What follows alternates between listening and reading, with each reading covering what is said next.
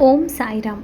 ఈరోజు ప్రేమసాయి మందిరంలో బొచ్చు మల్లికార్జున గారు, ధర్మపత్ని లక్ష్మీదేవి గార్ల దంపతుల పెళ్లి రోజు సందర్భంగా ప్రేమసాయి మందిరంలో అన్న ప్రసాదం ఏర్పాటు చేయడం జరిగింది.